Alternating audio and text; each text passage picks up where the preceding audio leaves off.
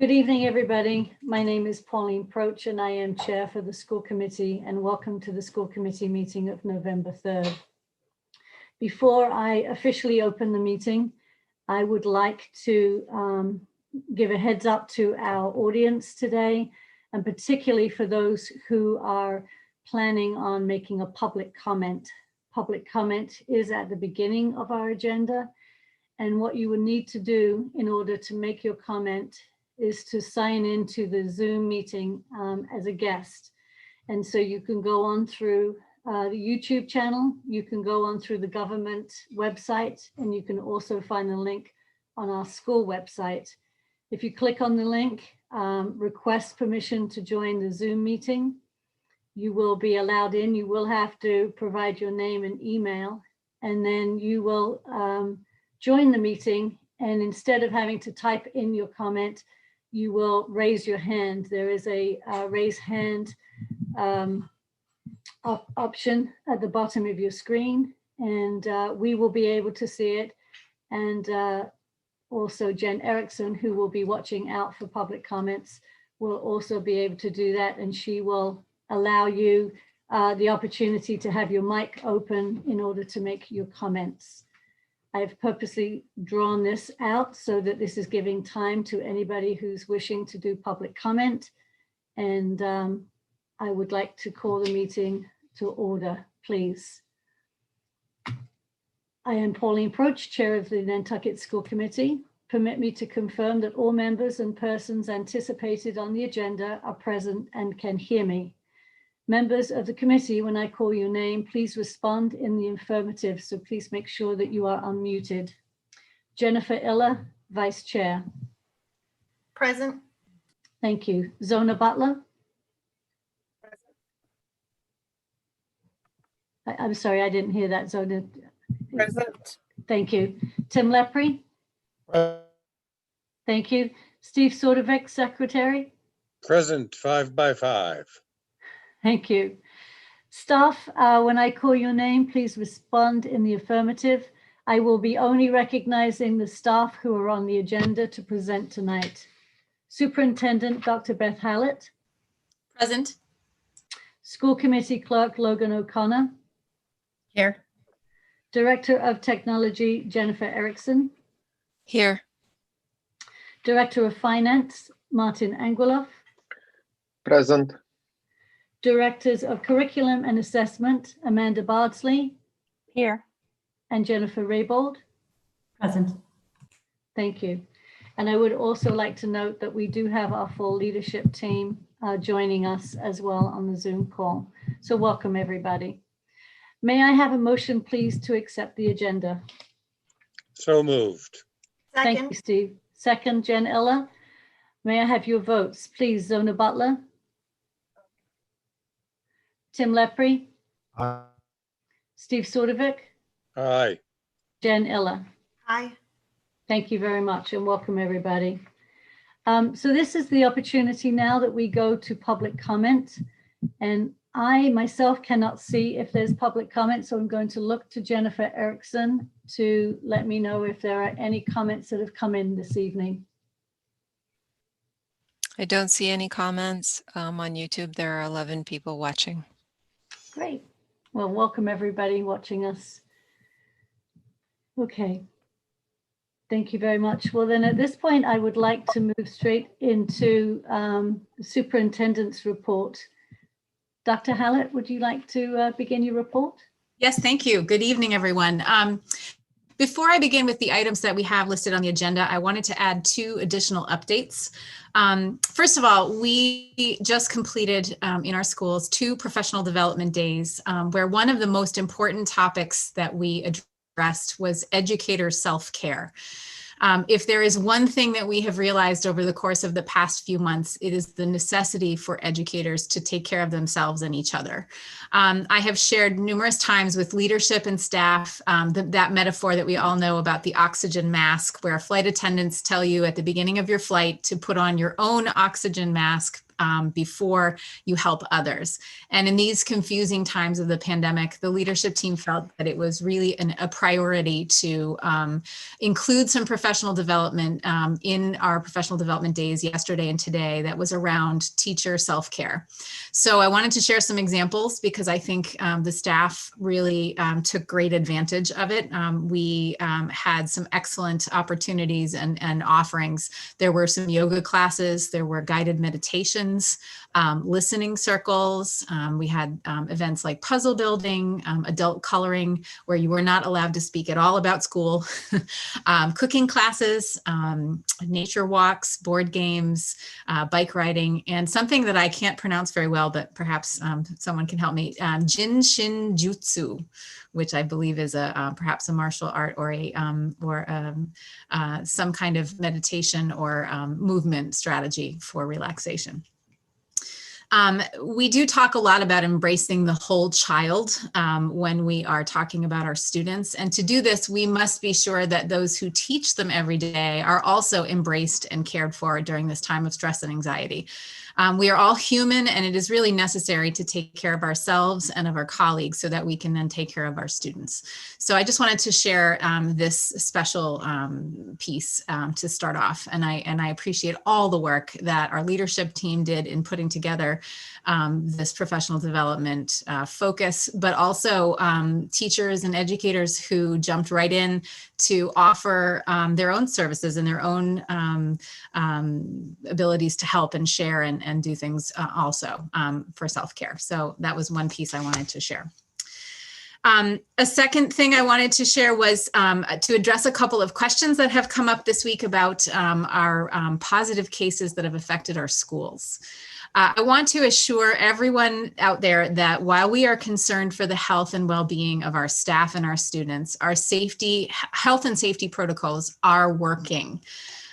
We are seeing that staff are being very diligent in keeping students in check with the protocols, and that the students themselves have been really good at following procedures to the best of their ability based on the short amount of time that they have physically been in the buildings. In some cases, we've only seen some groups of students just 2 times, but they've still really stepped up to the plate to be able to follow those protocols, make sure that masks are worn regularly. And again, our leadership and our teachers are doing a fantastic job in enforcing and making sure that protocols are being followed carefully. It is essential that we all stay vigilant, however, in keeping to our new rules. So especially as we're heading into the cold and flu season. And I know that there were a couple of questions that members of the school committee might like to ask. And I do want to introduce Sarah Brooks, who is our district COVID liaison.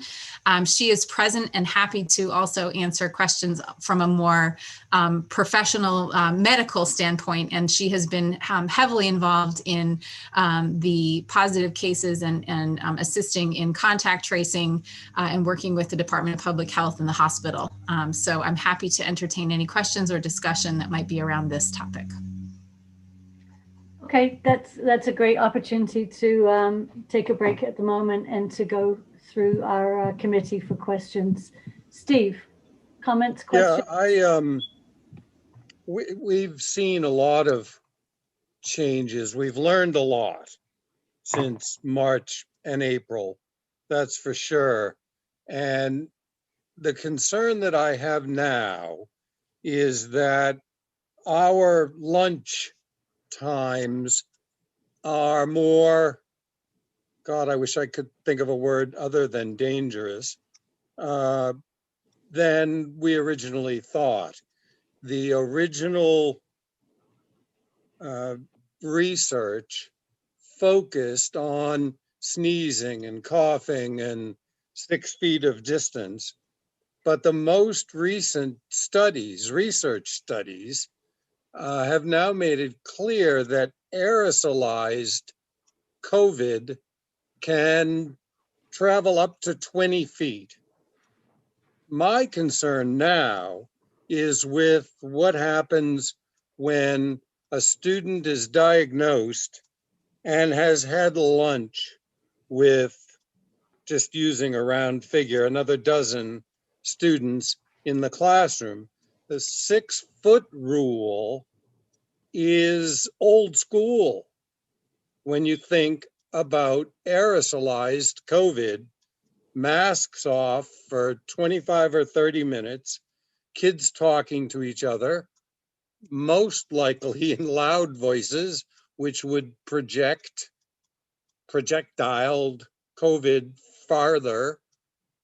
And I'm wondering and hoping that there's some way to follow up, not necessarily quarantining, but investigating, I think, is the word that keeps showing up in Beth's updates to us. The other students in a classroom at lunchtime with a student who's then diagnosed as positive for COVID.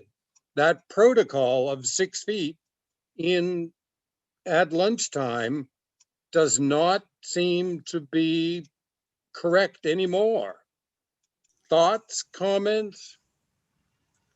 If I may, actually, I respectfully disagree with you, Steve, because the 6-foot rule is absolutely still the most important part of that protocol. It is the 6 feet distance that allows for lunch to occur in a classroom. That is still the gold standard. That is still what people are sticking to across the board. The state COVID folks have been sharing with us in contact tracing and looking carefully at students and staff in our buildings and who is in proximity of possible community members, school community members who may be positive. So I'd love to ask Sarah to kind of maybe walk us through what that has looked like a little bit. I know you, Sarah, you've been involved with Elizabeth Harris, who is our hospital contact tracer, and also with the state contact tracers because they've also been involved. So maybe you can share and let Mr. Sordovic understand a little bit more about how that works, and everybody else. Hi, thank you. Yes, so that's a great point, Steve. But again, I agree with Beth. It's the 6 feet, the close contact part of it, the less than 15 minutes or more than 15 minutes, less than 6 feet is the key part of that piece of close contact. These students are sitting 6 feet apart in their desks for lunch. They should be. And if they are getting up and moving around, it should be just to the trash can or back. It shouldn't be any lingering. And again, it's the cumulative 15 minutes. And I understand about the aerosol part of it. But right now, the guidance that is provided to us has not changed. And until I think they have recommendations for us, this is what we're using. Excuse me. So when it comes to a positive student or staff member in the school system, I work with the administration, and then the schedules are brought up, seating charts are brought up. I have conversations with teachers, staff members about how that classroom looked that day. Were there any high-risk situations where someone was maybe within 6 feet for more than 15 minutes? And if they've been following policy and procedure, there really shouldn't be a high risk. I know it's a little bit harder in the lower schools. And then with that information that's presented to me, I also follow up with the counselors, see if there's any pop-in visits, any other staff members that potentially might have been in contact. And the administration has been great in getting all this information to me. And then I have conversations and we talk about the 15 minutes, the 6 feet, and really decide and think about if they are high risk. In the lunch situation, it's the same thing. If the students continue to be 6 feet apart, that 15-minute marker is the key point, and no student should be within 6 feet in a classroom if they are following the protocols. Does that kind of help, or anything else you have to ask? Well, it doesn't actually make me any happier because the research has been duplicated now more than once about the 20 feet. Would it be, I mean, and as I said earlier, I'm not saying you need to quarantine a whole lunch class or get them all tested, but would it be unduly burdensome? I mean, we've had less than a handful who have been positive in school. Would it be unduly burdensome to call the parents of the kids who had lunch with that child, or I suppose it could be an adult, and just say, keep your eyes open, you know, extra careful? Unfortunately, if I can speak to this for a moment, unfortunately, we are not permitted to share information that could identify the student at all. So we cannot allow that information to be shared for HIPAA violation and FERPA violation. So so we're unable to share that information, and that's part of the issue. If it really is up to the state and the hospital contact tracer to determine, and Sarah, because she has a very important role in that, to determine if students or staff members in that lunch classroom were close contacts. And then in that case, yes, then they would be asked to quarantine or to test. But this, beyond that, that they are the ones who make that decision, and we don't have that ability to do that. And identifying anyone in that classroom is already breaking HIPAA and FERPA, so we can't do that. Well, I hope that you're right, and it's not as risky as I think it is. We shall see what we shall see, and see it just because the state, God, it reminds me of when I lived in Norway and they made these laws, and anytime anybody questioned them, the response was, well, that's our legislature, they know best. And with all due respect to the Department of Elementary and Secondary Education and so on, just because they haven't yet given guidance about the risk of the 20 feet and aerosolation doesn't mean we shouldn't be thinking about it ourselves. And so I've said my piece, and I'll turn off my phone. Just your mic, please, not your whole phone. Thank you. Tim, comments, questions? Well, as far as Steve goes, I think if we have an opera singer in the room, certainly 20 feet is probably reasonable. But I don't think the fat lady is singing anymore in the room. I think 6 feet is the national accepted distance. I think 20 feet gets a little crazy, Steve, quite frankly. That's a little overblown. Listen, I'm not a researcher. I just read the stuff. Okay, Steve. I think if you are singing, carrying on, yes, I can see 20 feet, particularly if you're spewing things, but I don't see, I think 6 feet is perfectly reasonable. Okay, thank you, Tim. Zona, comments, questions? You know, Sarah, I'd like you to, if you could, run through a very generic scenario of exactly what happens when you find out you have an active case that was in a classroom, what the protocol, what the next steps are, given the HIPAA and FERPA rules and not violating those. I'm just curious if you could just give us that information. So, I mean, I had so many scenarios in my head. So basically, I would reach out to, obviously, Dr. Hallett. I would reach out to admin. I said, we need to pull schedules and seating charts, which I already have my hands on those, and help me with the scheduling. And then we would have discussions with the teachers of, is there, on say Tuesday in your 4th block class, you know, Tuesday was a day that we needed to contact trace.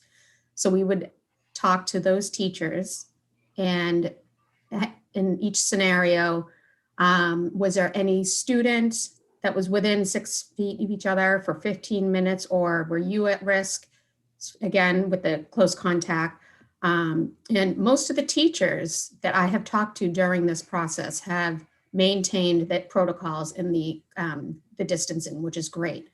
If they do identify themselves as a close contact, which we discuss, I identify them as a close contact. They are then quarantined, asked to test in 4 to 5 days. Administration is notified. And then depending on what their results are, then that contact tracing could continue or would stop right there. So each classroom is different. I have seating charts where everyone sits. So then that's where I stop, and I'm in constant communication with Elizabeth Harris from the hospital and Roberto and Dr. Hallett. So does that answer your question, or are you needing more about the process? Great. Thank you, Sarah. Jen, Illa. Thank you. Thank you, Sarah, for being here tonight to answer our questions. I have some comments and just maybe something you can help clarify. One conversation we had during our policy meeting yesterday was it's centered around lunch. And one thing we really want to emphasize is hand washing before eating snack and having lunch. My opinion, don't feel that hand sanitizer is enough before the kids are eating lunch. And I really would like to see that all students are washing their hands before eating. Can you speak to that, Sarah? So according to what the policies and the recommendations and the guidance is, when hand washing is not available, hand sanitizing is, second best. And I don't think it would be possible the way the schools are set up for every single child to wash their hands, because I don't think there's all classrooms have sinks. I just don't think it's possible for every single child to be able to wash their hands prior to snack and then again at lunch, which is unfortunate because that's a great point, but we have to look at the whole picture of what's available and basically do what we can with what resources we have available to us. Well, and it's concerning because the kids are also washing down their workspace and potentially not washing their hands then before eating. So that is a big concern. And I would like to see every effort made possible for students to have that opportunity to wash before eating specifically. I mean, it does say hand washing as often as possible, but I really feel like we need to be encouraging and reminding our students and making it, not necessarily an option, but I feel like it should be a followed practice before they eat, if possible. The next thing I just wanted to, for all the families out there, if one student is asked to quarantine because they were in close quarters with a student who tested positive, that would entail the entire family with possibly multiple students not attending school, correct? No? Sorry, I forgot I was muted. So no, if someone is identified as a close contact, that person is quarantined and then waiting their test results. So they quarantine from the rest of their family. Siblings who are part of that family who have not had direct contact with a positive person are fine to come to school. If that close contact comes back positive, that changes the story, and then the whole family then quarantines. But we are not mandating testing for students who came in close contact. So if we had a student who came in close contact who is asymptomatic and then infected their siblings who were attending school, that could become problematic. That could be, yes. Okay. And then the last thing, there were just some discrepancies on whether having a negative test before returning to school is required. We don't require retesting prior to school returning. Okay. Thank The you. state doesn't recommend that. Thank you. Beth, did you have a comment? I am going to go to Amanda next, but did you have a comment for what? Already taken care of. Thank you. Okay, great. Amanda, do you have comments or questions? Yeah, I have been leaving for lunch, so I don't really know what it's like to be there during lunchtime, but I can just say that during the rest of the day, I felt very safe wearing my mask and having the desk being distant, so that helps. It does. Thank you. It's important to hear from our students. So thank you, Amanda. I think this is just an example of how we are going to keep wrestling with this ongoing. But I think the important thing is to keep questions coming, keep communication open. We appreciate having Sarah on our team so that, she's the expert and can really help us. And of course, we've got Dr. Lepre on our school committee as well, which is also very valuable. So thank you. Thank you very much for going through that. Do you want to continue, Beth, with your report? I would be happy to. So the first item on the agenda that's actually scheduled is the future school calendar. And Jen Erickson, if you wouldn't mind sharing that, the school calendar that you received in your paper packet is actually the first draft of several iterations. So Jen is going to share on the screen a copy of the latest draft. It is still a draft. It has, there's still a discussion happening, but just a few comments to make. I know it's hard to see, but I'll just share that while it feels like we are still kind of at the very beginning of the school year, we have to think carefully about next year's calendar and what that should look like. So the draft that you did see was obsolete, and updates have been made since it was released, and Jen is showing that now. Things to note, we are back to 180 school days for children. And 186 for staff. We will not be receiving, as far as we know, additional Department of Education professional development days as we did at the beginning of this year. So our first official day for staff would be August 30th, and the first day for students would be Tuesday, September 7th. We have kept the October Professional Development Day in the same place as it has been in the past, which is the Friday prior to the Columbus Day, Indigenous Peoples Day weekend, because if there is any possibility that the Cape Cod Collaborative will will offer any in-person PD on that day, we want to keep that day open as an opportunity to send some of our educators to the Cape Cod Collaborative offerings. The half days are in pink, and you can certainly see our vacation weeks. The December vacation is a little bit short. We have a holiday on the 24th as Christmas is observed on the 25th. And I'm happy to answer any questions about this. We have sent this to district leadership and also to NTA leadership for feedback. So happy to hear any questions that you might have.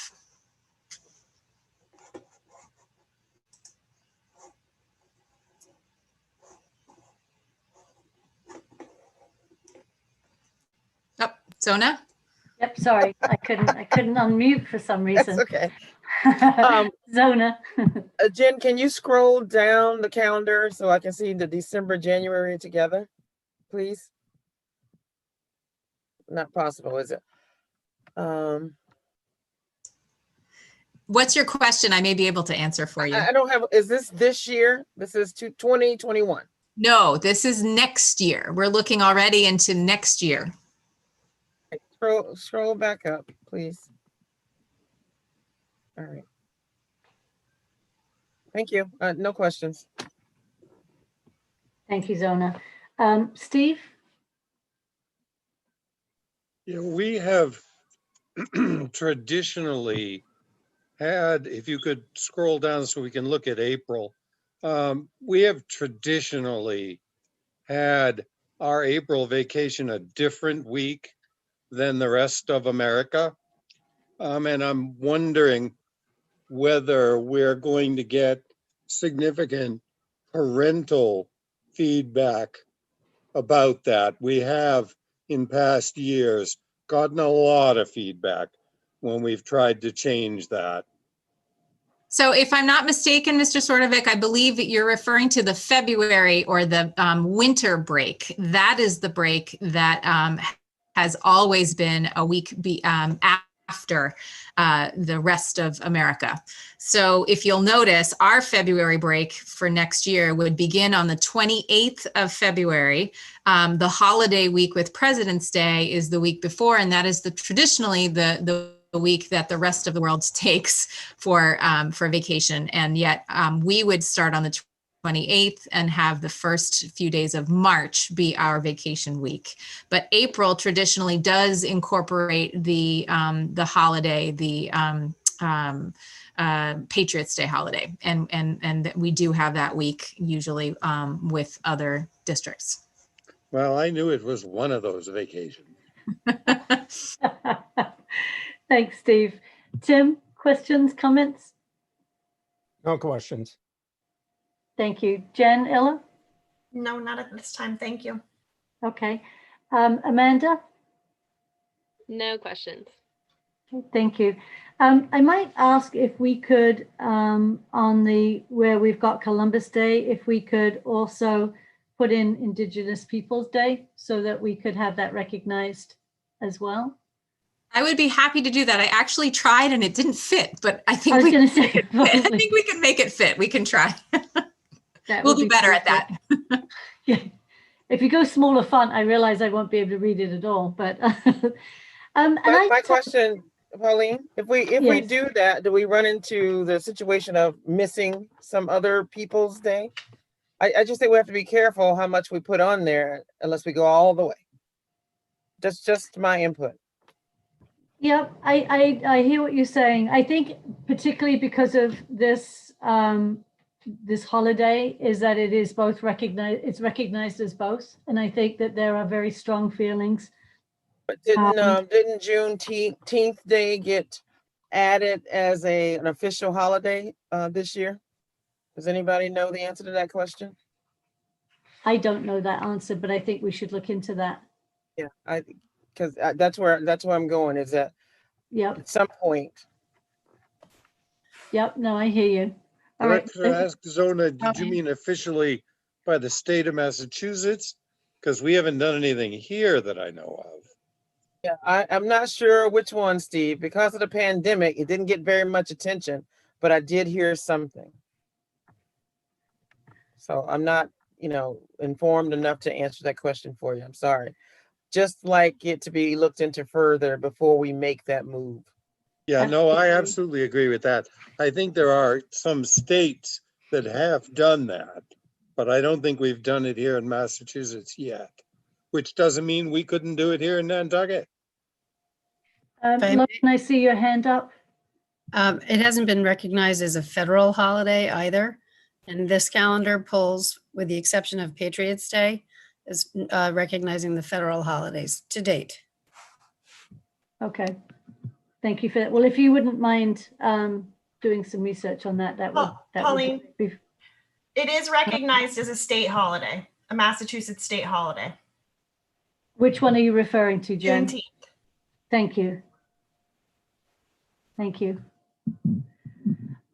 The other question I have is if New Year's Day is on a Saturday, would it not be that we would be recognizing the following Monday as a holiday? Actually, it would be the week. It would be the 31st. That would be the holiday. The federal. It would be the Friday. Yes. Okay. So would we want to put that in yellow instead of blue if it was an official holiday? Probably, right? Just so we can show that we're recognizing it. Okay. I don't have any other questions on that. Thank you. What, so does that mean we're going to change that Monday to a school holiday, which would kick the snow days and everything back? Not if we're recognizing it on the Friday. I just was looking to, because it falls on a Saturday, that you're right, it's the day previous to the holiday on the weekend. Yeah, no, it's the pushing back of snow days and so forth that I was thinking of, because Labor Day, again, next year is late. So Yeah. Let's hope it doesn't snow. Yes. Let's hope that that's even a problem for us. Okay, moving on. Do you want to go on to your Mcas update? Yes, absolutely. I decided to do a little PowerPoint for you. So I'm going to have Jen run that. And I will cue her to change the slides. So. Okay, so this is just a little update on the 2020-2021 MCAS administration. Go ahead, Jen, you can go to the next slide. The MCAS test, there are really two big questions that we are thinking about as we kind of carefully tread into MCAS discussions. One is, what impact have the events of 2020 had on MCAS? And the other is, what does this mean for our students who must take MCAS this year? So we do have updates from the state, and I'll be sharing those with you just shortly. So go ahead, Jen, next one. So the next, as we all know, the next generation MCAS was canceled in the spring of 2020. And so last year's grade 10 students, the class of 2022, did not take the MCAS. It was due to the pandemic. The English language arts was supposed to be done in March, and the mathematics was supposed to be in May, and then science, technology, and engineering in June. I will say that this PowerPoint and the update that I'm giving you is really based on the high school administration. I should have been clear about that at the beginning. We don't have a lot of details yet on the grades 3 through 8 administration. This is mostly for high school because that is the area that has to do with competency determination. So that's where the Department of Education is focusing right now. So that's where the updates are. So go ahead, Jen, next one. So MCAS is expected this year to be administered. The U.S. Department of Education will not issue waivers according to a press release that would offer waivers for standardized testing this year. So the Department of Education did release an MCAS update in late September, and that's what I'm sharing with you today. So next one. So the testing schedule, and I know it might be hard to see, but I'll try to share as best I can. This is what was released just recently from the Department of Ed. We have the earliest testing window is open in January. So January 14th to February 5th would be the first possible administration window. This test would be a legacy test, meaning not a next generation test. It is computer-based, and it is optional, meaning students who still have not received their competency determination, they have not passed the MCAS to be able to graduate, could have the option to take this test. We are looking at students in grade 11 and 12, and any adults who have finished high school and graduated but never received a diploma because they hadn't passed MCAS.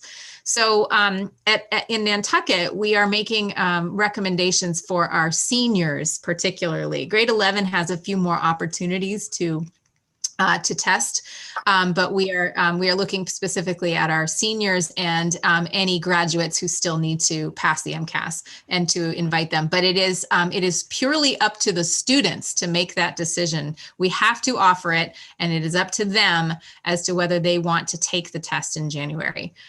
So they have that decision to make. The next administration windows are from May 18th to the 27th, and these are projected dates. We have no idea whether or not where COVID will be with all of this, and the same with January and February. I mean, obviously, whatever state regulations are in place will have to apply to that earlier date administration window as well. So there's an option for the older students to take the next generation or the legacy in May. They can take either or for grades 11 and 12, but it is required to take the next generation test for grade 10. So our 10th grade students will be taking next generation in the May administration. but 11th and 12th could take either Next Generation or Legacy. Legacy is the test that they are familiar with. It is the test that they took the last time they took the Mcas. For our grade 10 students who were grade 8 students the last time they tested, they have already had the experience of Next Generation. So, so they will remember, we hope, of course, with refreshers, some of the format, some of the of how that test taking occurs, whereas students who are in grades 11 and 12 never had that experience. So we want to make sure that 11 and 12 have the opportunity to take the Legacy if they wish. They could still optionally take Next Generation if they felt that that would be their option to test. So there are plenty of testing opportunities for any of the students who are beyond grade 10 who still need to make their competency determination. I know that was a bit confusing, but trust me, it's confusing for us as well. So if you could go ahead, Jen. So more specific information, I basically just explained this. Grade 12, the class of 2021, and any recent graduates without the competency determination are encouraged to participate in January. We are not recommending that grade 11 take it in January simply because we just don't know where testing is going to go. We have no idea if there will be a change in political structure that might change that Department of Education, U.S. Department of Education requirement to not skip standardized testing. So we're not sure what's going to happen. The students will have plenty of chances to retest throughout the year, but having that second test in May for our seniors and our students who are already graduates, taking it in January and then having the opportunity in May will give them a second chance. Grade 11 students, students who don't participate in January, can try to plan to earn their CD, their competency determination in May. We are recommending that they take it in May and not in January, and that they'll still have opportunities in their senior year to take it again if they must. But grade 10, they will have to take the May administration of the Next Generation test, and they will have retest opportunities throughout their remaining years in high school. Go ahead, Jen, you can go to the next one. So the test format and standards that are assessed. So in the January test, again, that's the computer-based version of the Legacy test. I mentioned that before for ELA and math. ELA, there's a writing assessment that has a long composition. So that is what they have been doing for the last years that Mcas has been in existence, the long comp. The standards assessed have not yet been released by DZ, but that is what we are expecting, is that they will use the standards that perhaps are the priority standards that we saw this year. We're just not sure. The May test, however, is the computer-based Next Generation test. So there is a writing assessment, but it focuses on critical thinking as opposed to a literary analysis, which the Legacy test looks at. And so it's quite different. And I know some of our students have been prepared for that. They've had the they've had the Next Generation test in the 8th grade. So perhaps that will be what the focus will be on for 10th grade. However, it is basically that's the expectation. So there isn't an option for Legacy for 10th grade. They will be taking the Next Generation. And the standards will be the curriculum framework from 2017. So that's the preparation. Next slide, Jen. So the high school science and technology and engineering tests have actually been currently suspended. So due to COVID-19, the Department of Education voted that the STE component of the competency determination for students in the classes of 2020 through 2023 will be awarded depending on course credit in the relevant subject matter areas. So biology, chemistry, physics, and technology and engineering, that's where they will get their competency determination. They will not have to test. So the science MCAS has been suspended until the class of 2023 has graduated. So that is, I think, a relief in some cases to many. So those are good things that we can consider going forward. Next one, please, Jen. So just additional information, the testing schedules are certainly subject to change. We know that. Schools do need to follow health and safety requirements during testing around physical distancing. Longer testing windows will be provided so that districts have time to test all students. And the requirement for concurrent testing is no longer a necessity. So we won't necessarily need to have, if there are two high schools in a community, for example, they wouldn't have to test on the exact same day at the same time. Not important to us, but I thought I would include it at any rate. So, so that's it. And I just, any questions? Happy to talk a little bit more about this.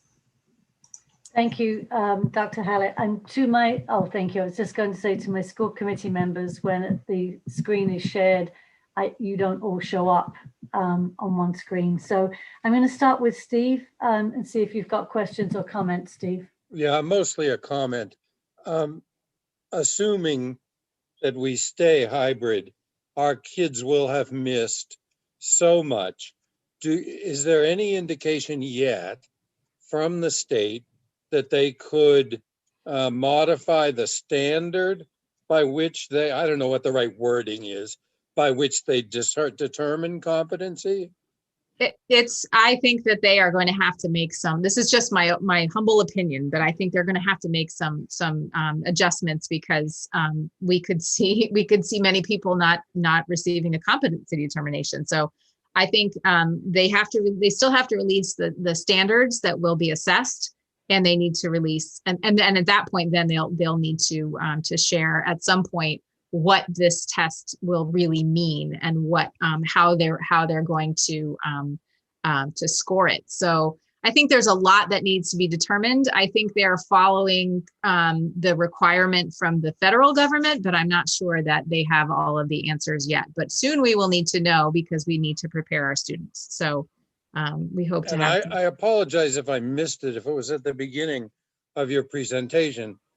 The grades below high school, are they still taking some kind of a test? They will be taking some kind of a test, yes, but we have not received the update as to when that will happen, when the testing windows are open and what that would look like. So right now, the Department of Education is only focused on high school because of the competency determination. Thank you, Steve. Thanks. Tim. Why dropping out the science test? I mean, it seems that's a pretty integral part of our curriculum. I don't have a crystal ball and I'm not sure why.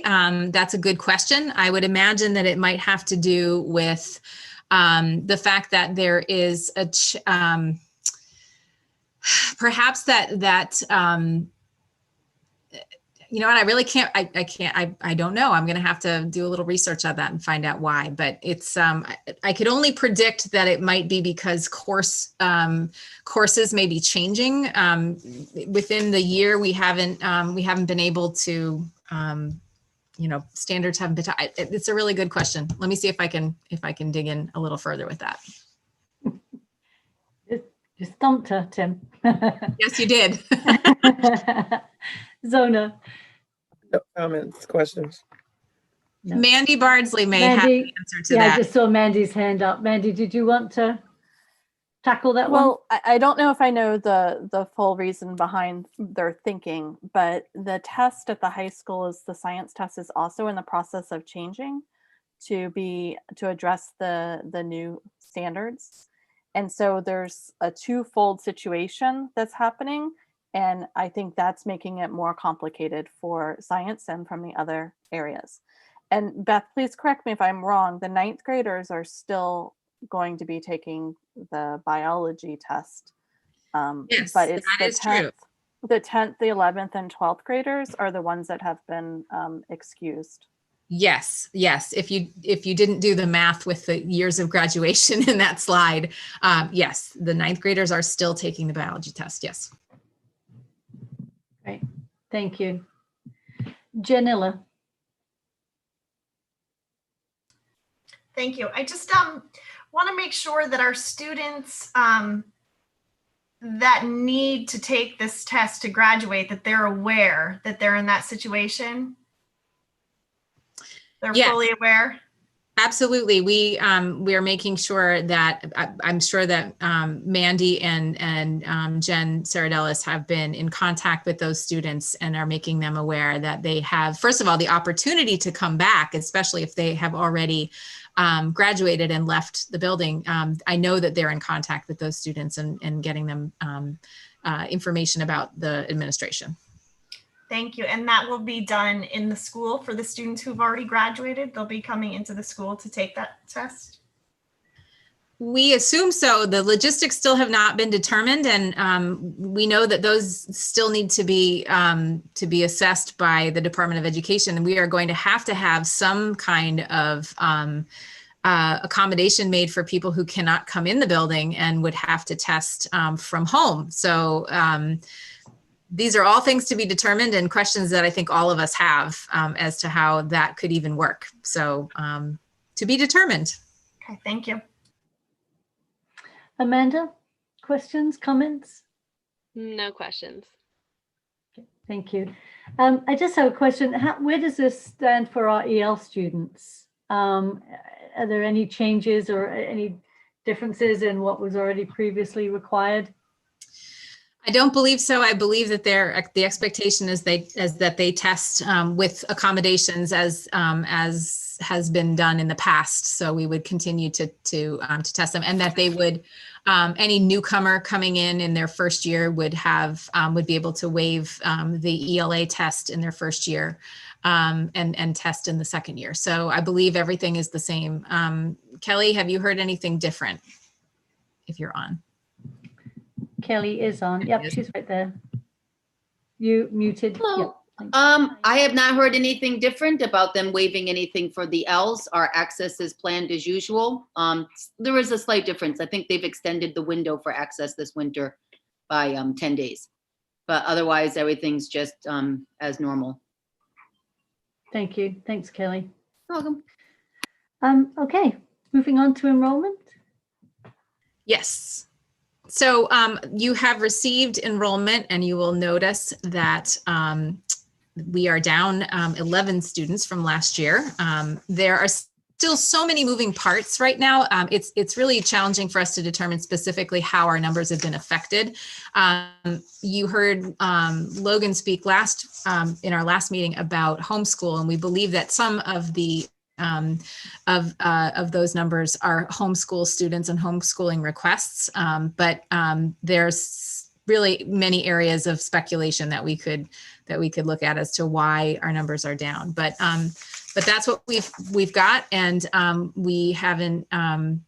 And I don't have. I know Sarah Erickson isn't with us. She's our registrar, and I could certainly find out in the pipeline if we have any new registrations coming through or what's expected. But I don't believe there's anything. So.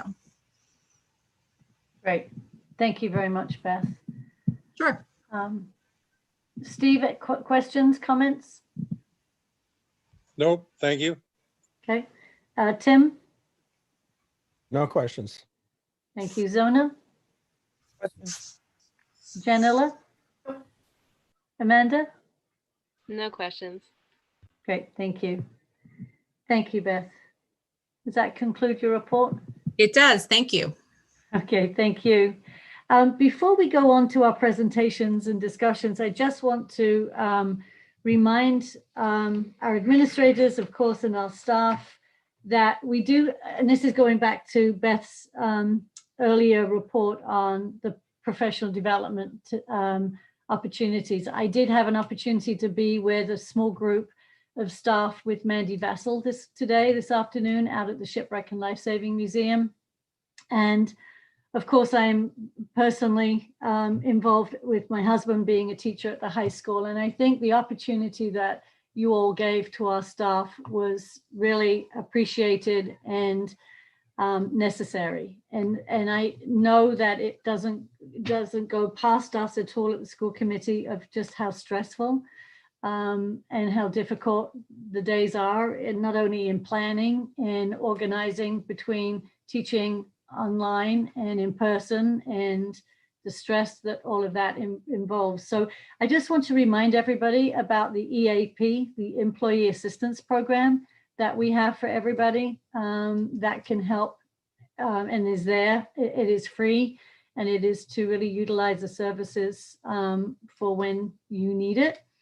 And also, I just wonder if Tracy Roberts, I know Tracy through the community school offered, I don't even know what EQ stands for, but an EQ training that some staff did participate in. And I know she is actively looking for funding. But Tracy, could you just talk a little bit about that? I think it was offered to the entire staff, but you've had a lot of great results, correct, from that training? Sure, I'm happy to talk about it. It actually was a training that was offered through the Graceline Institute, which is housed on Main Street. And our partnership with them is right now, we're running our DanceWorks program out of that space. So this EQ training was actually offered not through the community school, but through the Graceline Institute. A flyer went out to the district because there was major focus in supporting educators, and there was a discount offered to educators and caregivers on island. And so there were about 12 educators that enrolled in this course that took place on Sunday afternoons. It was a 2-hour course, and the feedback was extremely positive. There were different focuses around blaming and shame, complaining, fear, and then it progresses into acceptance and forgiveness and truth seeking, and eventually manifestation. And it really was a powerful course that a lot of educators, I think they could see the work in themselves, and they could see how it could apply in their classrooms as well. So my hope would be that it would be something that the district would be interested in pursuing as a training for all educators, including our leadership team. And I'd be happy to talk further and involve the Graceline Institute in that conversation. But it was a very, very powerful course with great feedback from the educators who took part. Thank you. Thank you for this. I think it's really important, and I don't think we want to lose sight for all of our staff, you know, our administrators, our teachers, our custodians, everybody that's part of our family. We need to be able to provide support that's necessary. So, and I am committed to working with you on finding funding so that we can at least take a portion of that expense away for everybody. So thank you. Thank you, Beth, for your report. And moving on to presentations and discussions of interest. I'd like to ask Martin Angeloff if he would please do the preliminary budget forecast. Good evening. As is customary at the beginning of the budget season, which we are at, it starts for us in September. Just a little backstory. When we send preliminary budgets, I send them to each department and we go from there. So this is a very preliminary budget forecast of what it would cost to move existing contractual obligations for employees in payroll, and also some operating expenses, which we are trying to predict at this point how it would play out to move them into fiscal year 22. So as you all know, our budget currently is $31,296,642, of which $160,000 in the hardware technology line are a one-time increase. So those would go away next year. So what you see under the operating 2022 expenses, an increase of 75,649 is has that decrease as well as a $235,000 increase incorporated to arrive at the $75,000 number increase, in the operating expense. The payroll expenses, these are again based on contractual obligations. We have to follow contractual agreements with all our unions as well as administrators. So that's what's incorporated in these numbers at this point, and the total is 865,345. As has been the case with us over the past 5 years, it's split between 80 and 83% go to payroll, and between 17 and 20% go to operating expenses of our total budget every year. I can take questions about it. The only caveats, like I mentioned, are some anticipated additional expenses that we might have next year if the current situation continues, and those are PPE and supplies. We had to work with the Director of Facilities, Diana O'Neill, and we met with her and Dr. Hallett to go over the expected facilities expenses, because that's very difficult to project if we're in the same situation a year from now. And as you know, this year we've had 2 grants, which have been extremely helpful to cover the cost of these expenses. We don't anticipate, and we cannot reasonably anticipate that something similar would happen next year if we're in the same situation. So I'll open it up for questions. Thank you, Martin. I'll go to Steve first, please. No, I'm just looking forward to seeing what the schools themselves, administrators, recommend to try to help make up for lost time, whether that's additional staffing or whatever. I know that's later in the year. I just wanted to mention it. Thank you, Martin. Thank you, Steve. Tim. No questions. Thank you. Zona. Questions? Thanks. Jen. No questions. Thank you. Okay, thanks. Amanda. No questions. Okay, thank you. Thank you very much, Martin. Appreciate all of your work. Thank you. Thank you. So at this point, I'd like to invite our Directors of Curriculum and Assessment, Amanda Bardsley and Jennifer Raybould, to take us through I think we all received the PowerPoint on MAP testing. This has recently been a discussion point for us. I understand it's in the high school. So I look forward to hearing from you both on the requirements and the benefits of doing the MAP testing. Welcome. Okay, so I'm going to share my screen with you. Okay.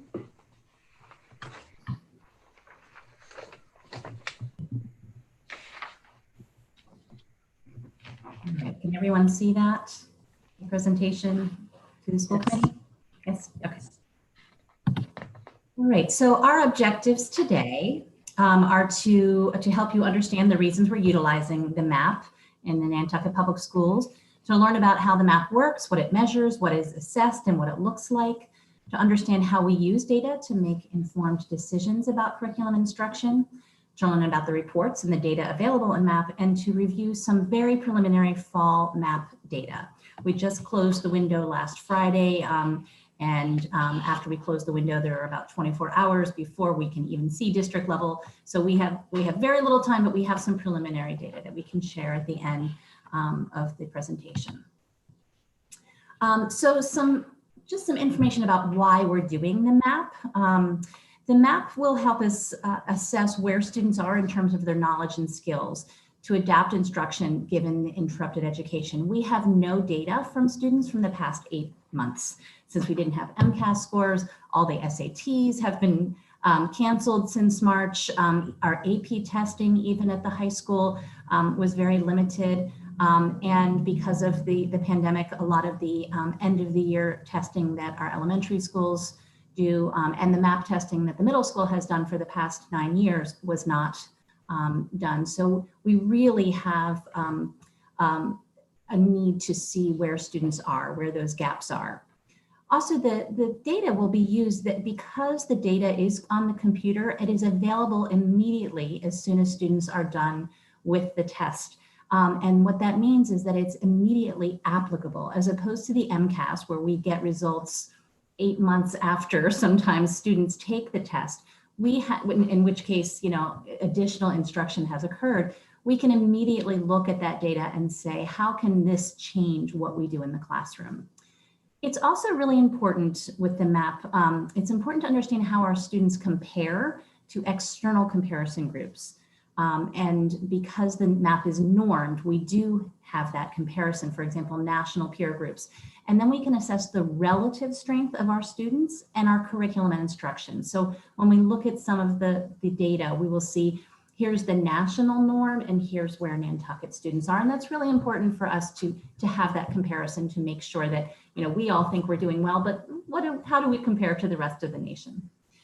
It is one data set that we will be using to assess students' progress, and that's an important point that we've made with the teachers as we've been rolling this out, is that there are lots of other data points that we will be looking at. The access testing data, the Mcas, when that happens this year, school and department common and benchmark assessments and teacher-created assessments, formative and summative assessments that they do on a regular basis. This is one more data point. And if this one data point is really out of whack with everything else, well, then we need to question that. But it also does give us another point to analyze how our students are doing. There's no evidence of the impact of using a test like the MAP or using the Mcas. The Mcas alone does not improve instruction. What does is using that data to inform instruction. And that does have a positive impact on student outcomes. So that's what we want to make sure that we're doing, is using that data, not just testing for the sake of testing. Mandy, you want to take the next one? So in our district improvement plan, we have data that is addressed in multiple different aspects of it. The first is in Initiative 1.1, where we use data to inform decisions. In Initiative 1.3, we improve the MTSS system pre-K to 12. And we'll talk a little bit more about MTSS in just a minute. And then also around differentiation. The schools then create their school improvement plans and they align to this, and they're collecting benchmark data through MAP. They analyze data using protocols in all schools. And teachers are making action plans to include planning for their Tier 1 and Tier 2 instruction within their classrooms. Okay. So MTSS is a multi-tiered system of supports, and it is a comprehensive continuum of evidence-based systemic practices to support a rapid response to students' needs, with regular observation to facilitate data-based instructional decision-making. So really what we're talking about here is creating a system that will work across our school system. So we can identify and support kids in the classroom, and also start to identify ways that we can provide additional support when they need that support. We're going to focus today on this fourth tenet, which is using decisions and procedures that are driven by data in the schools. So this is a larger picture of something I'm going to talk about in the next slide. This is the MTSS, a graphic of what the MTSS or multi-tiered system of support looks like. You can see there are 3 different tiers there, the green, yellow, and the red. And the green is the majority of this triangle. So this is your Tier 1 or universal instruction. The yellow part is much smaller, that's Tier 2, and I'll just bring that up right now.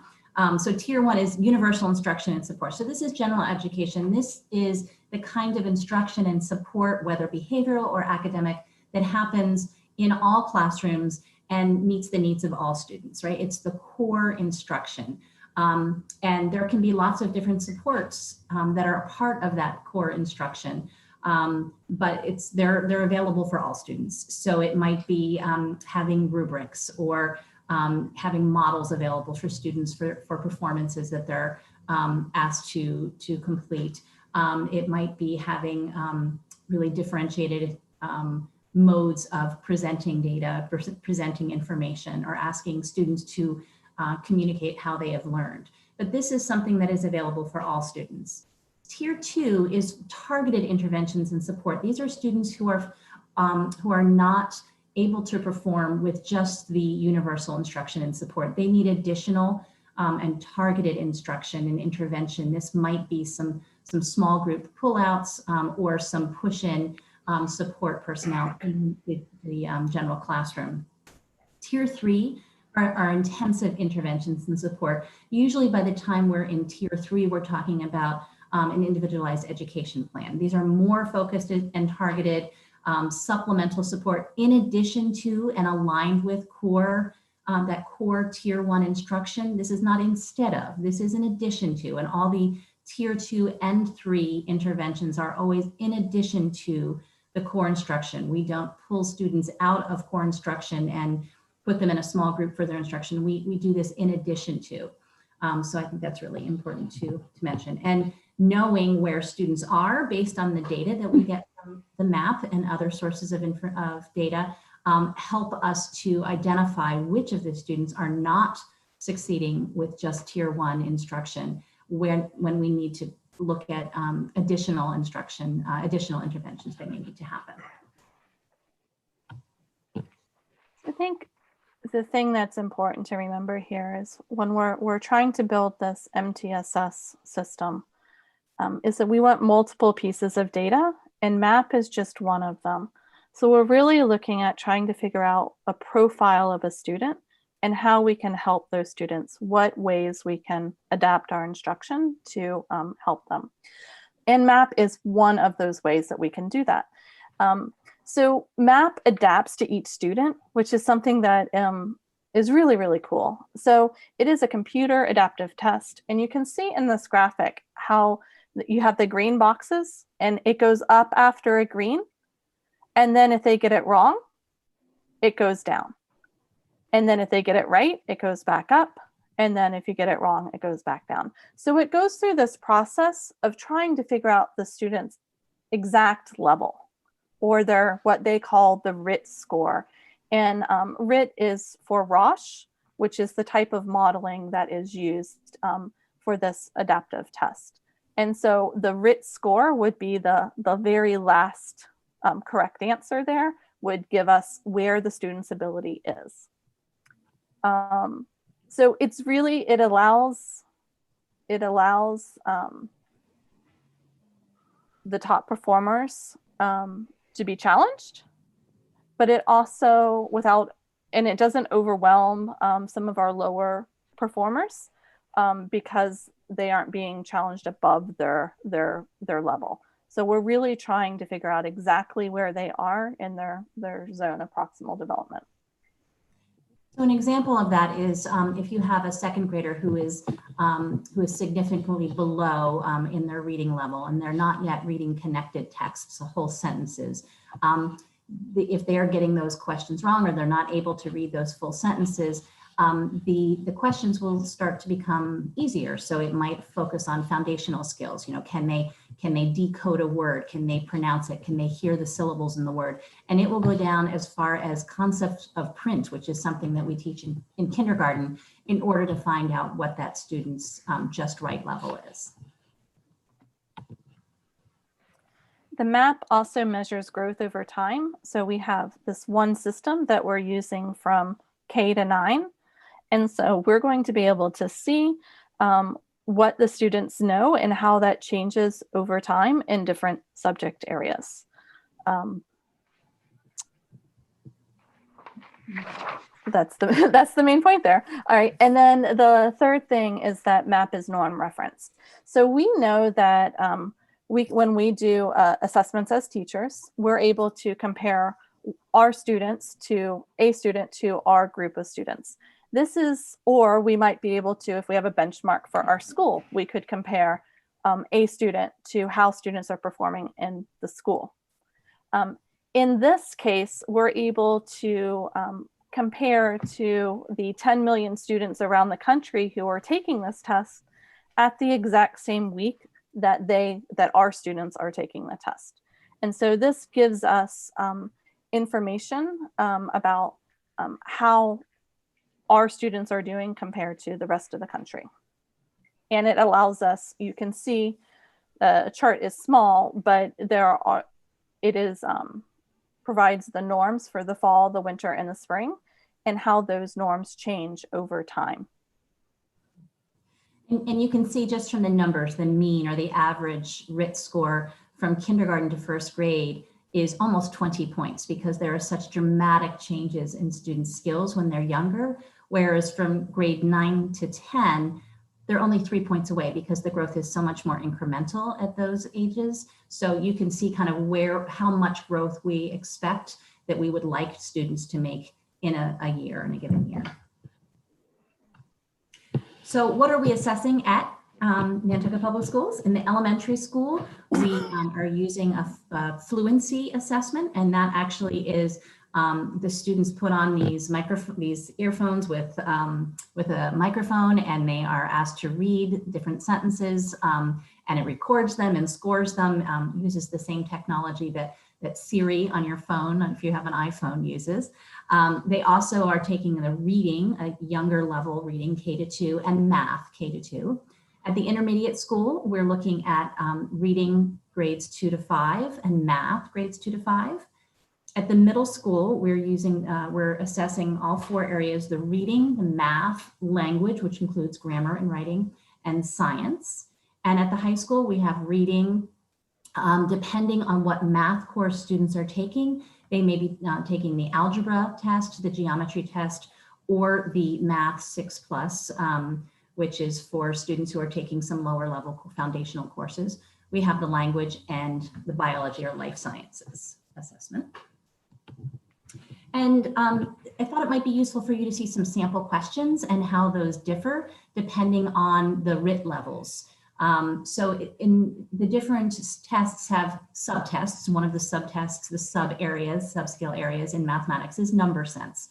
So for a Writ score below 161, this would be a typical question. Use the picture to answer the question. How many apples are there? So obviously for number sense, this is just, can the student count? That's at the low level. In the middle, in the 211 to 220 range, the question is, which set contains all the factors of 20? So that is assessing a higher level of number sense. And above 250, you can see there's quite a complicated number sense question there that I'm not going to even attempt at this point. Here's some varied questions for reading, for literary concepts, the sub area of purpose, structure, and devices. Below 161, the student is asked to read the story and asked to demonstrate their understanding of sequence in a story. What happens first?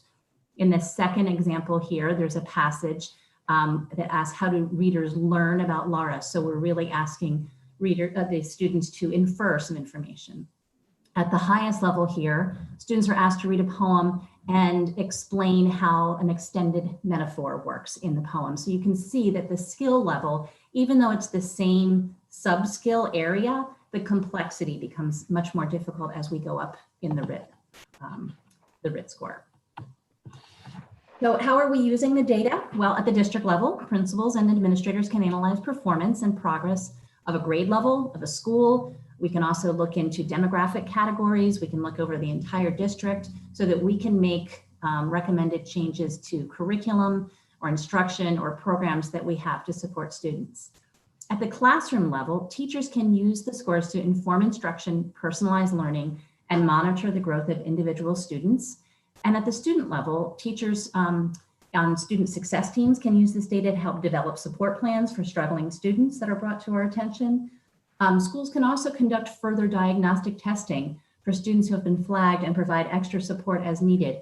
What sometimes some of these assessments will do is they'll flag students who have been kind of flying under the radar, who have been, well behaved in school, do all their homework, participate in class, and lo and behold, we find out they're reading at a much lower grade level than they should be.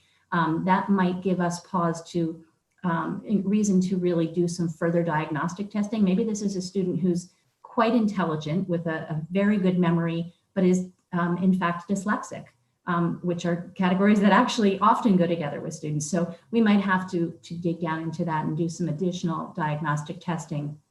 This is also data that special education and EL departments can use to address students' individual needs as well.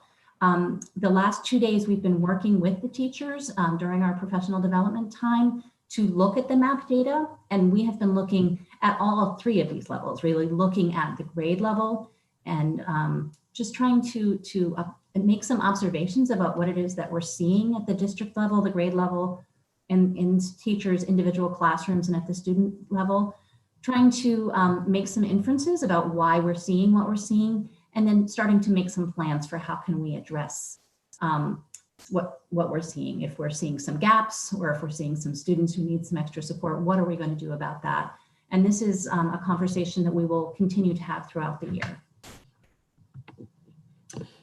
So what are some ways that we can respond to that data, that teachers can respond to that data? They can increase those tier 1 instructional supports for all students, like we talked about, the universal instruction.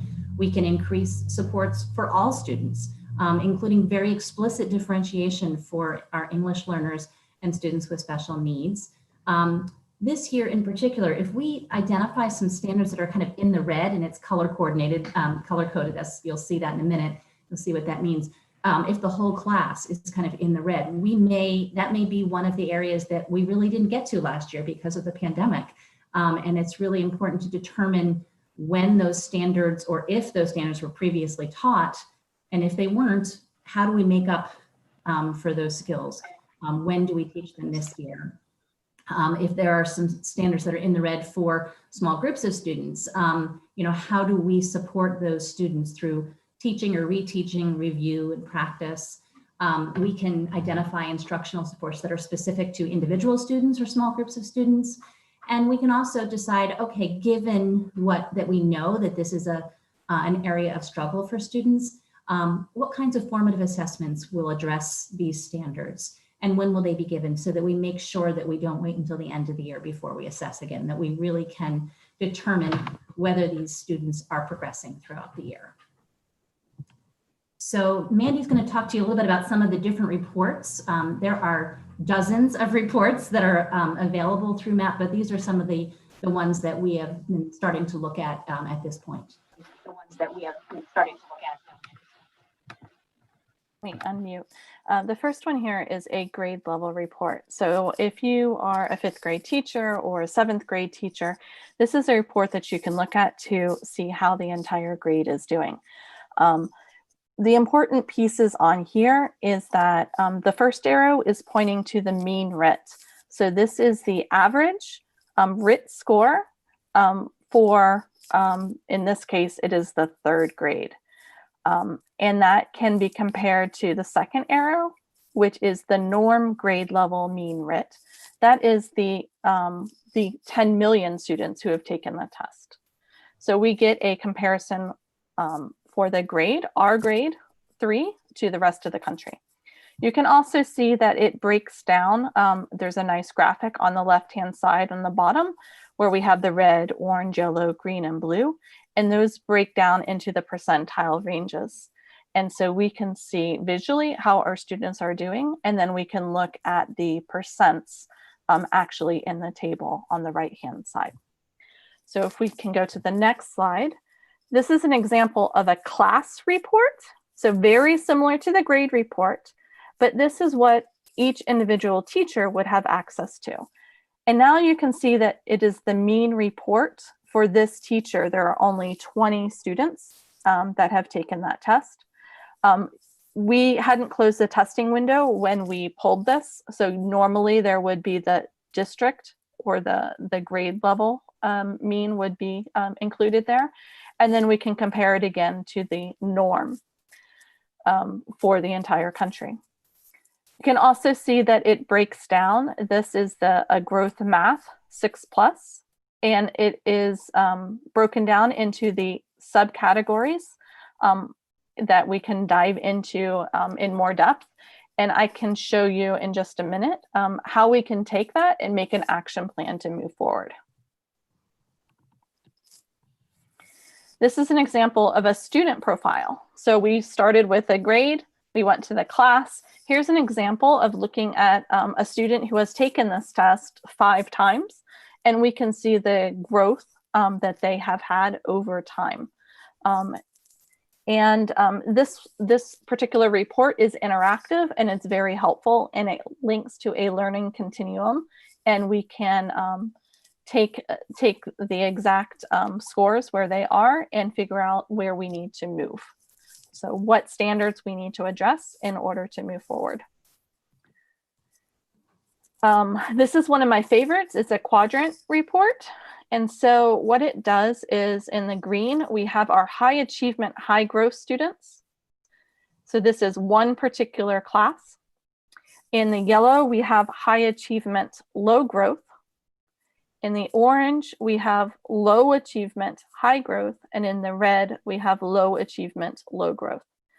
So one of the things that often happens is that we try to put supports into place for our lowest performing students.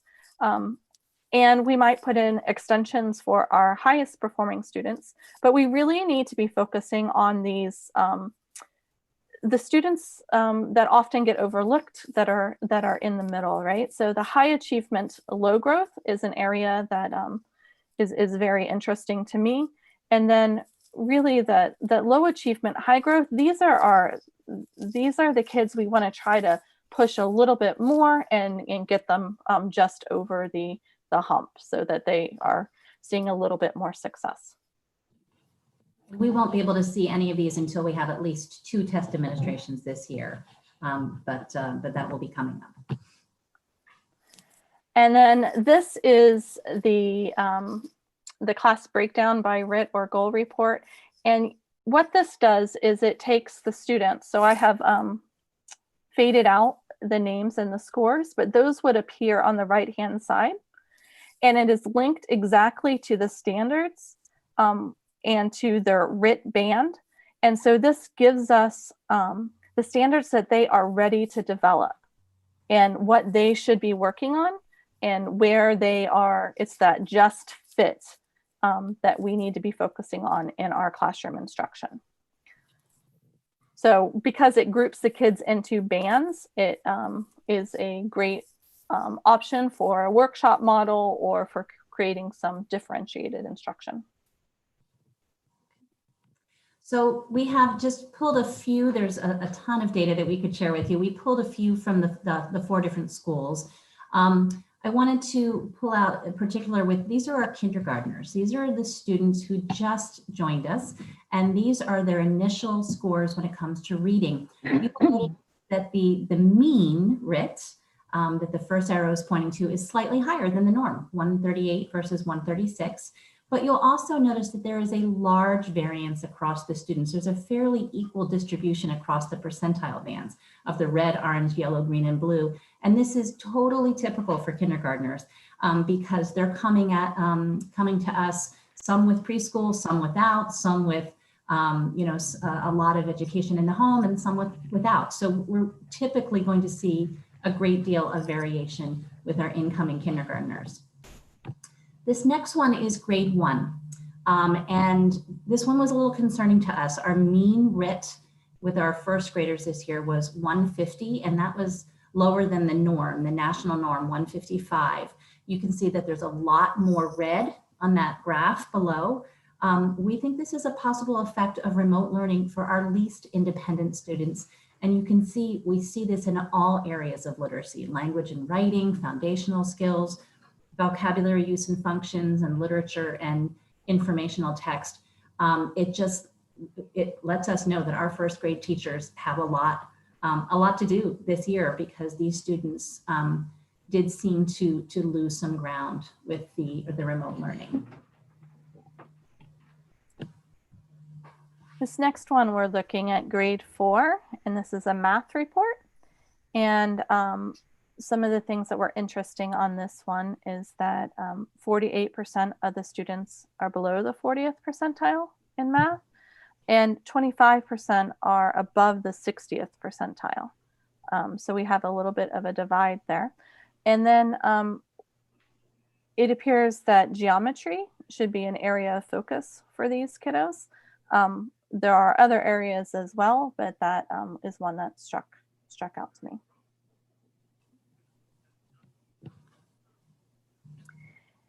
This is science, grade 8. And first off, you can see highlighted with our big circle down here is the amount of blue that we are seeing for our 8th grade science students right now.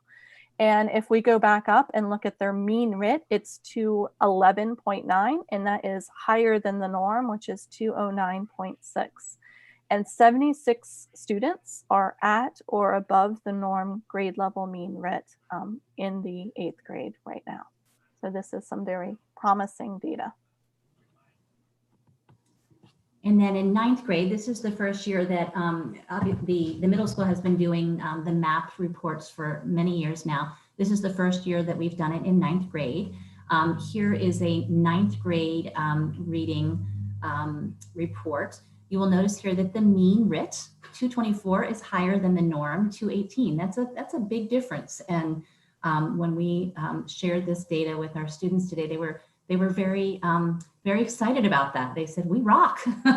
So you can see here that the area that is a particular strength is vocabulary. And in speaking with some of the teachers, they feel like that is really a payoff from an effort that they have made over the last 2 years to increase independent reading among students. So that's really the only way that students can significantly increase their vocabulary is by doing independent reading. And that's really been a big push in the English department for the last 2 years, and they feel like that's really paid off. And this last one that we're going to look at is grade 9 algebra. And I think what Jennifer just added about the context is really important when we're looking at any of the data, right? So what has gone on with the curriculum and where the students are. So initially when you look at this and you look and you see, well, we have 0 students in the blue at the high end. But it is important to remember that our 9th grade students aren't all taking algebra. Some of them are taking algebra, but some of them are also taking geometry. So some of the students who may have, if they were all taking the test, have been in that area, have taken another version of the test. That is aligned to the standards that they are going to be learning and the continuum, the learning continuum that goes with the course that they are taking. So in this particular case, descriptive statistics seems to be an area where we need to really do a little bit of focusing. But it is not, it's not as ominous as it first looks when you look at this, once you consider the context of what has gone on and where the students are and who has taken the test. You can see that the mean Writ is 227.1 versus the norm, which is 230.9. And that's very close to the, when you consider the error, we're on track.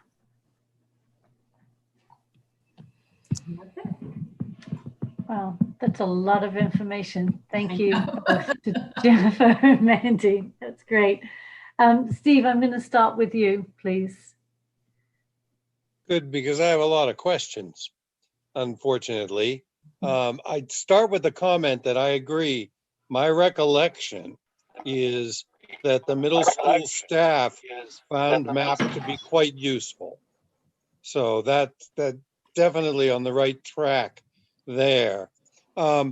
Easy question first. What does access mean? Access is the test that the EL students take. Oh, okay. All right.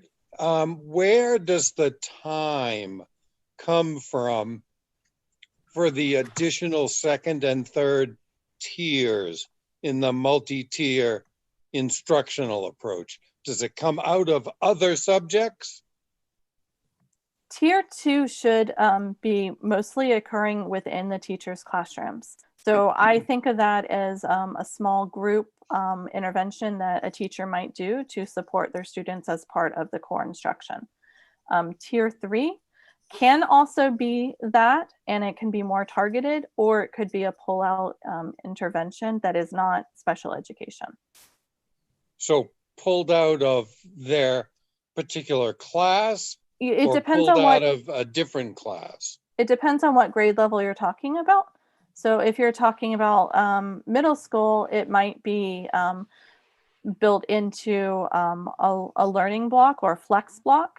That could also happen at the high school if that were put into place as part of, if it's built into the schedule. And then I believe at the elementary school, they have time where they can be pulled out and receive interventions. And are you requiring, is the administration requiring that this be administered 3 years? I remember some concerns about that from days of yore by some staff. That is what has been done in the past at the middle school. They've done it 3 times a year. We are, after our first administration this year, we are kind of in talks to see, are we going to do it 3 times this year, just because we had such a late start this year. So we have not figured out the logistics if we're going to do 2 or 3 administrations this year. But so we haven't decided that yet. All right. And the final question, and I profess in advance that I did not understand the information that was provided to us in an email. How, if at all, are you addressing the concerns that the high school teachers forwarded regarding MAP testing? So some of the concerns that they brought up, we did address in the presentation. Mandy, I know that there were some kind of math focused questions that you got some additional information from NWA, which does the MAP. I don't know if you have that information at the tip of your fingers. So I think that part of it is understanding how MAP fits into the entire MTSS system, and that the reason for why we need to have some data collected and what we are going to be doing with that data. So hopefully through the professional development days where we've had conversations and we've looked at the data and we've looked at how we'll be using the data to inform instruction, that some of those questions have been clarified. Does that answer your question? Well, I guess the question is still, it's your intention to have all the grade levels in the high school use the MAP testing still? Just 9th grade at this point. 9th grade is one of those years that we don't have Mcas data, which has always been, I've always wondered about that because it's the 10th grade Mcas testing that matters most for students, and yet we don't have that check in 9th grade. So we thought it was important to do this in 9th grade so that we have that additional data point. And the MAP is aligned to standards, to the 2017 Massachusetts standards, or in some cases for science, the NGSS standards, the national standards, and with math at the upper levels, the Common Core standards from 2010. And they provide for each student based on their projected growth, where they think these students will fall for the Mcas. And also for some other standardized tests, the ACT and the SAT, I think as well. So that really does give us some great information that we can use to do some further intervention if we need to with students. So some of the concerns I think that you're referring to are the type of reports. The reports that I showed you are all reports that they would have access to. The most important one being the one connecting to the learning continuum with the where it puts the students in the Writ score bands and will help teachers look at what they can do in their instruction in order to meet the students where they are. I guess I'll be interested to know in a year or a half a year, however much time it takes to see whether the concerns of those high school teachers have been addressed and if they're more satisfied or if they come up with alternatives. You know, I can see it at the 9th grade. As I said before, many of my former colleagues found these very useful in the middle school. So, you know, they have some value. I'm not questioning that. We've learned a lot from the middle school. Dr. Hallett, you have a comment? Yes, I do. I just wanted to share that our purpose for going to MAP was also having some continuity across grade levels. This is the first time that 9th grade will understand and learn about MAP data from 8th grade, and they can see even all the way down to 6th, 7th as well. So there is a history of data, or there will be a history of data after we've done this for several years. That my hope is that having that historical data will really help to kind of form a better transition, better understanding about what needs to be focused on with curriculum, et cetera. So I know it's new, and our 9th grade team is very protective of their students, and they, you know, no one has done any kind of testing, computer-based testing or any testing in 8 months. So everyone's out of practice, and it's just the whole experience is a new experience for everyone. So so we are asking them to use this year as a learning year, as we are also using it as a learning year with MAP. And I think that once we have a better handle on it, we have a stronger understanding of what the MAP is telling us, that people will see this as a valuable data point. But again, it's one of many. So if certain teachers feel that they have better data elsewhere, that's okay. It's just that this is a normed test, which means we have 10 million students that we can compare to. Whereas if you're talking about local assessments, you only have the students within your school that you can compare to, as opposed to others. So those are just things to consider, and I'm hoping that with time, people will see the benefit of this, and especially the continuity across grade levels. We'll all have a chance to speak the same language of MAP, so to speak, coming forward. Well, I'm certainly glad to hear that if teachers have other assessment methods, that they'll be able to pursue those as well. And I'll close by saying, on the optimistic or positive side, I don't remember as many kids having administered myself a lot of MAP and obviously Mcas.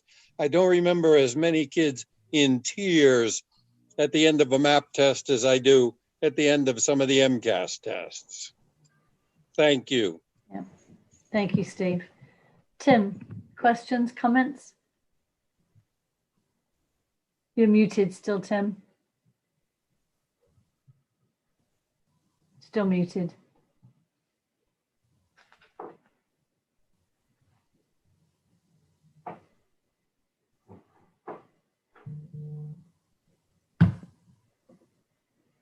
Well, at least it will keep him from making fun of something I've said this time. I think we're going to have to learn how to lip read. Tim, while you are getting unmuted, I am going to go to Zona. Okay, but still work on your unmuting. And Zona, would you like to be next? No comments or question. Thank you, ladies, for such a thorough report. It was pretty informative, I think. Thank you, Zona. Tim. You're unmuted. I think if you just speak, we should hear you. Oh, you just went back on mute again. Dang it, it's got to be time that we're back in person, I'll tell you. Oh, there you go. I think you're unmuted. I think that I'm going to have to look at the YouTube of this to get it all straight in my mind, because I ended up at the end of that not quite understanding the concept, but I'm going to look at the YouTube and have something pithy at the next meeting. Thanks, Tim. Jen. Thank you so much for the presentation. And I'll just mention, as a parent, I will say that my kids have brought home their scores, and they'd love to see the improvements that they've made. And I think it's a real beneficial tool for our students. I remember when Peter Cohen first brought it to the CPS, and just to be able to get that data real time it's just invaluable. So thank you. I do have one more thing to mention, and that's so we did need to make a decision around a couple of the high school tests around whether we were doing the 6+ test in math or do the subject specific tests, or the science, general science, or the biology specific. And we erred on the side of really leaning into what we thought would be most helpful for the teachers with the learning continuum and the standards that they would be teaching and assessing. And so that's the direction we decided to move. And it's also important to remember that, you know, these kids, we have data from these kids who have been out of school for quite a while. And so not necessarily out of school, but have had interrupted schooling to some extent. So trying to figure out where they are and what we can do to support them is super important. Yeah, very good point, Mandy. May I just add an additional value to this?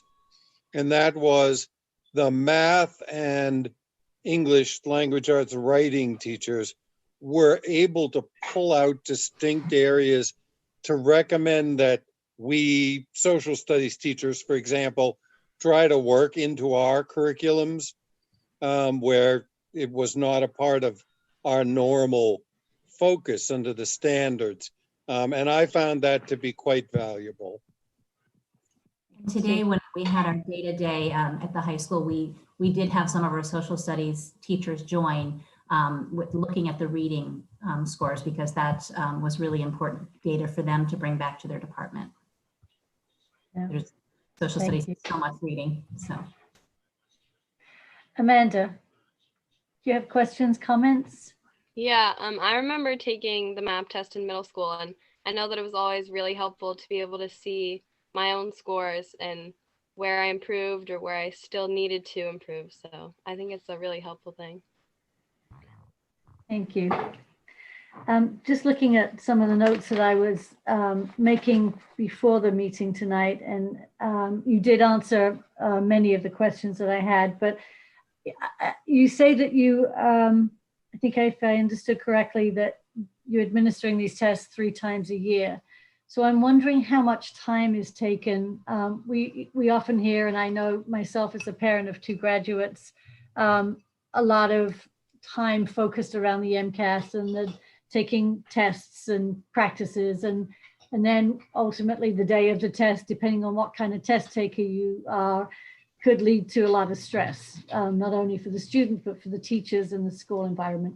How do you see this? Are they doing pre-tests for mapping, or is it just discussed and then they take the map? And I would think because the students are used to this form of testing that it's not unusual, unlike the Mcas, which is less frequent. So could you just touch on that a little bit, please?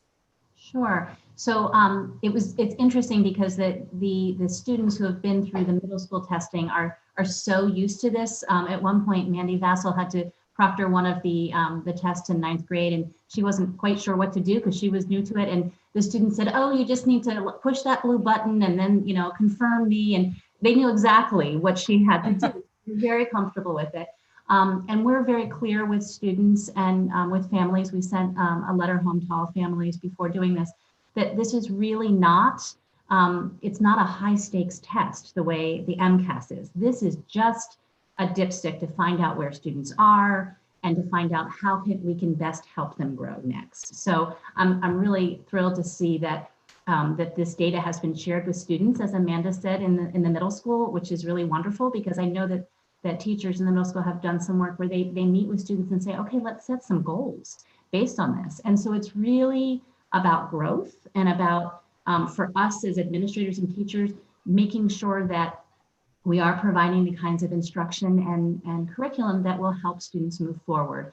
But it's not a gotcha. It's, and in terms of how long the tests take, they are estimated to take 60 minutes for each of the subtests, the 4 subtests. So Some students don't take as much time. Some students take much longer.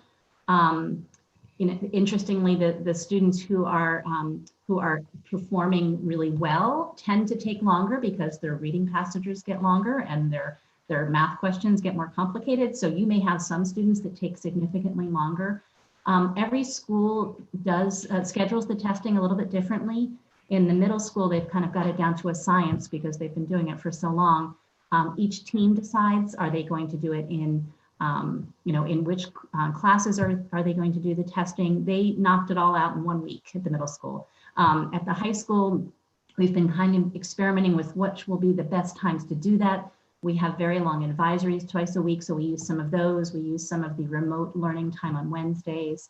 At the elementary school, in the Nantucket Elementary, our reading specialists have been working with students remotely, and they've been going into classrooms and kind of helping the teachers. And I'm not sure how the intermediate school did it. I don't know if Donna or Eve Marie, you can tell us how you made that happen.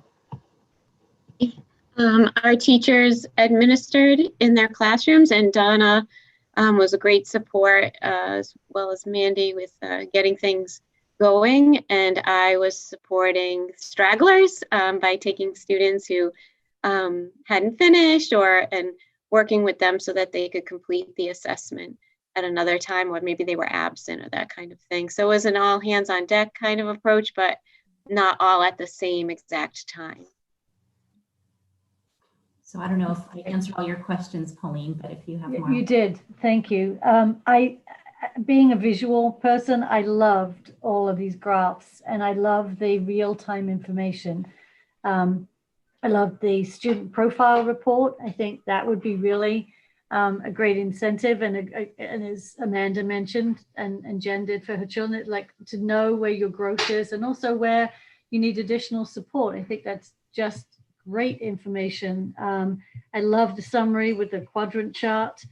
And I agree with you. I think we do need to focus on that middle section of students. And so I loved it. That breaks it down. And to be honest, as a school committee member, I would love to see these more often, just because, when you initially started the presentation, my eyes were going to the math, and I was, looking at all of I was looking at where's the blue and hoping that we had more and further slides.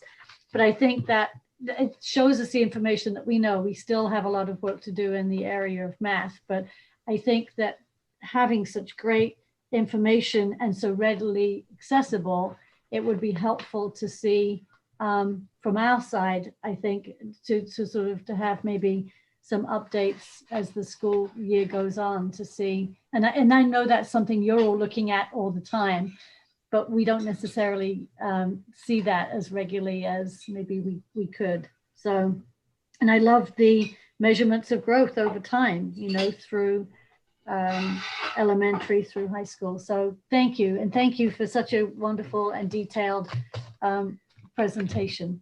I think it's answered a lot of questions I know I had. So thank you. Okay, moving on to committee discussion and votes taken. I would like to please have a motion to approve the donation from Aisha Barber and Ali Mitchell to Nantucket Public Schools for 110 hand-sewn facial masks. May I have a motion, please? So moved. Thank you. May I have a second? Thank you. Steve, may I have your vote? Aye. Thank you. Tim? Aye. Zona? Jen? Aye. And Pauline, aye. Thank you. I'd like to have a vote approval, please, for the donation from the Rotary Club and Sheriff Perlman of 250 backpacks to CPS. I did see the great photographs that were sent out to us. May I have a motion, please? So moved. Second. Second, Jen. Tim, may I have your vote? Aye. Zona? Aye.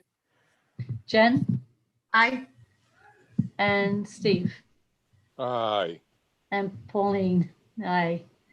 Vote to approve the school handbooks. I don't know if we need to do these individually, Logan, or can we do that as a one? So it's And we will have the motion. In case there are questions, we will have a motion in a second, and then we can have discussion. I'd like a motion approval, please, for the handbooks for Nantucket High School, Cyrus Pierce Middle School, Nantucket Intermediate School, and Nantucket Elementary School. So moved. Thank you, Jen. May I have a second? Second. Thank you, Tim. Any discussion before we go to a vote? Yeah, only that Zona said there'd be stuff to discuss. Okay. The Zona, stuff would to you discuss is we just want to make sure we know we're approving it with some minor updates that we feel were necessary. Housekeeping issues. And Jen also mentioned the thing about hand washing. I think we wanted the verbiage changed in that just a tad, that they would wash hands whenever they were able to, without making such a big deal out of it, especially if they're cleaning their desks and then eating with only sanitizer in between. And then the other thing was code for parents. We changed that to code of conduct for parents.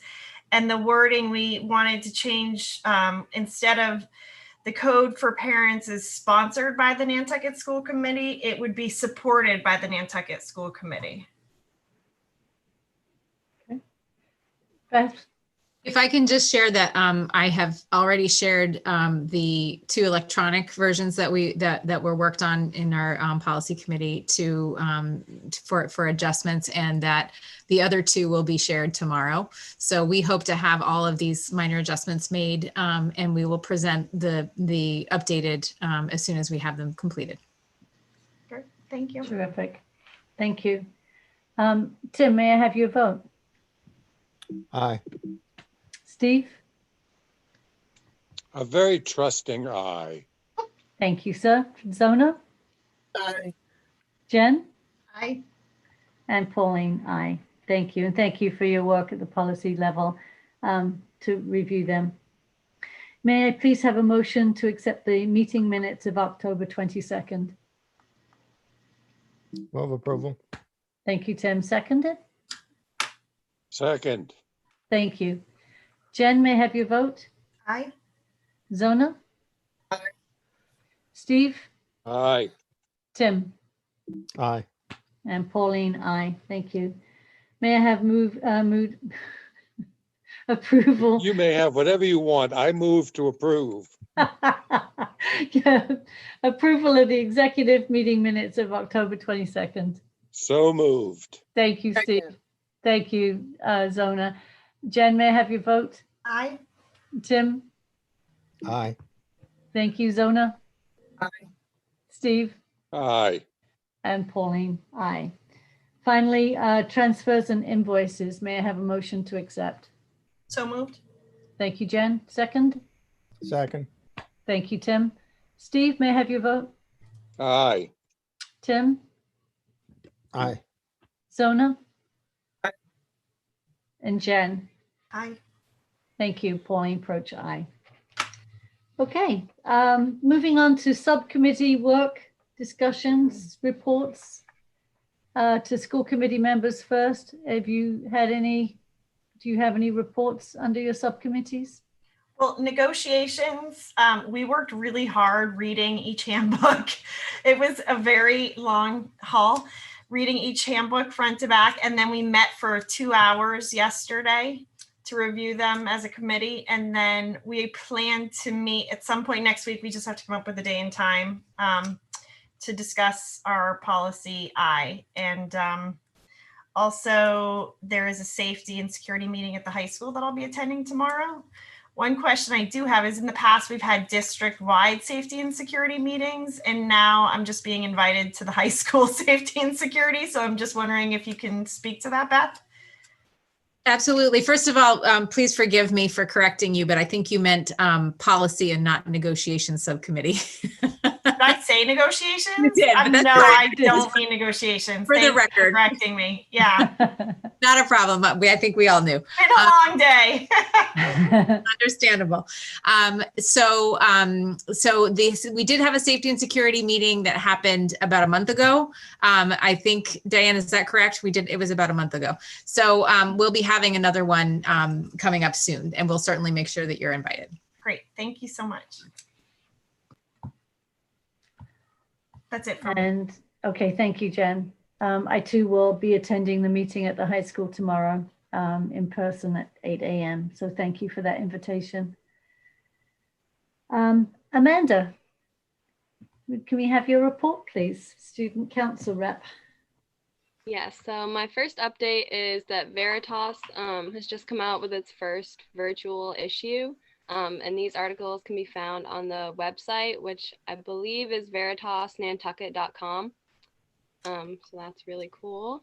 And then Mr. Morey, Miss Bartlett, and Miss Vassal have been working really hard to come up with a way for us to have some form of a homecoming. And the Student Council has just started working with them to plan some safe events. And the ideas we currently have are Spirit Week, intramural homecoming games for all fall sports, senior recognition, scavenger hunts, a class video contest, Whaler Pride sticker contest, as well as a selfie contest. And then instead of the class float decorating contest, the hallway decorating contest, which is not going to happen this year, it will be a float decorating contest outdoor on the basketball courts.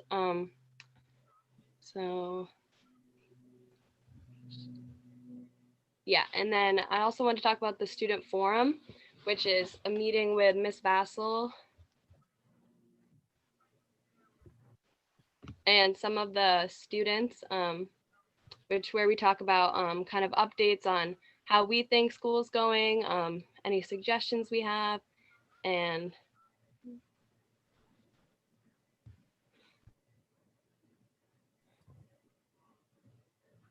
Oh, you muted yourself, Amanda. sorry. That's all right. Right now we're planning a public service announcement video, and this is going to be about just wearing masks and staying safe in the community. And that's going to be played at the production of the Drama Club's virtual play, which is going to be on November 18th at the Dreamland Drive-In. Oh, So yeah, that's great. Stuff going on. That's terrific. It sounds like you're busy with your peers making fun activities that sound fun, but also appropriate in the environment that we're in. So well done. That's really making the best out of the situation. Zona, do you have a comment? Question for Amanda. There's a little bit of a rumor swirling about December Delight. Can you shed some light on that? Yeah, I do not have any updates right now about that. I know that it's definitely going to be all virtual. And the class officers have been meeting a lot, I know, to talk about that. I just personally haven't been updated at all about anything with that. Okay. Well, we'll stay tuned for that. She had her hand up, Pauline. Who had her hand? I'm sorry, who did? Oh, Mandy Mandy. Basil. Yes, thank you, Mandy. Yes, if I may, through the chair, Ms. Butler, just so you know, we, Ms. Sarah Dallas and I and Mr. Buchari have been meeting to talk about what would be a safe way then, in our current conditions that we could still do December Delights because it is such a community event and we want to find a way that we can include the community. And like Amanda said, we are looking at a way to do quite a bit of it virtually. There's a new thing with Zoom called On Zoom, and it might be something that we could use to make this happen. So we are trying to finalize some details, and I know Mr. Buchari is also working with a community with the parents who are helping to make some of those decisions and help to make that happen. Great, thank you, Mandy. And I love the student forum with you. I think that sounds great, and would look forward to hearing how that goes and what comes out of that. So the more we can hear from our students, I think the better off we are. So thank you. Okay, just before we leave, the agenda for the next meeting, we have it set for November 24th, and I will remind everybody that that is a daytime. It's tentative. Logan, can you help me walk through this? It's a workshop, correct? It is, and it's scheduled at the moment at noon. That is the only time that we could get in our situation. So that's what we have on the docket. Okay. I know Logan is working hard behind the scenes. It is getting increasingly harder for us. We are not able, we haven't been for a while, to get that third Tuesday. And that is due to the fact that the town has one Zoom, one YouTube channel, and they are fully booked with all of the other meetings that they have to record. And again, this is in accordance to Governor Baker's requirements to be working and meeting remotely. We are working on seeing if we can make some changes, because I know that the Thursday and Friday evenings that have been allotted us do not work for some of our committee members because of work and other responsibilities. So please know that we are working hard on that to try to either get another day during the week, or at least at a time when we all can join and we all can meet. Because I'm not comfortable having a regular meeting set where we know one person on a regular basis isn't able to join us. So we'll keep you posted on that. But thank you, Logan, for all of the work that you're doing behind the scenes, because I know it's a lot of emails back and forth. Okay. Madam Chair, a couple Yes. of shout outs, if I may, if you were getting ready to Please. close. Please. First of all, to Veritas, thank you, Amanda. If you people don't want to go to the trouble of looking up Veritas, go there just once and ask them to email you the articles. And for example, you can get all 17 articles emailed to you individually at the same time. I'm saving them for morning coffee. They're doing the stuff. It's really great. It's fun. And since he's here tonight, a couple of special thanks to Mr. Maury. First of all, for expanding the people who are able to come and watch various sports as was promised, and for the updates, including the practice sessions. I haven't got out there to anything yet, Chris, and the season's closing in on me, but I will get there, and I appreciate everything you're doing to get these sports going for the kids. It's really great. Thank you. Thank you, Steve. Yes, I think my Veritas came up on Facebook. I think that's how I saw it, and it was terrific. And I obviously had been interviewed for one of the articles, but I think seeing the students' voices and hearing from the students how this is all going was really impactful and very necessary. So I think that they all did a terrific job. So not seeing anybody else's hand raised for any other comments for discussion, may I have a motion to adjourn, please? So moved. May I have a second? Second. Tim, may I have your vote? Aye. Steve?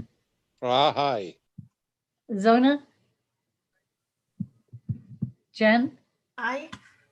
Thank you, Pauline. Aye. Thank you, everybody. Stay safe, and we'll see you next time. Thank you, everyone. Thank you. Bye.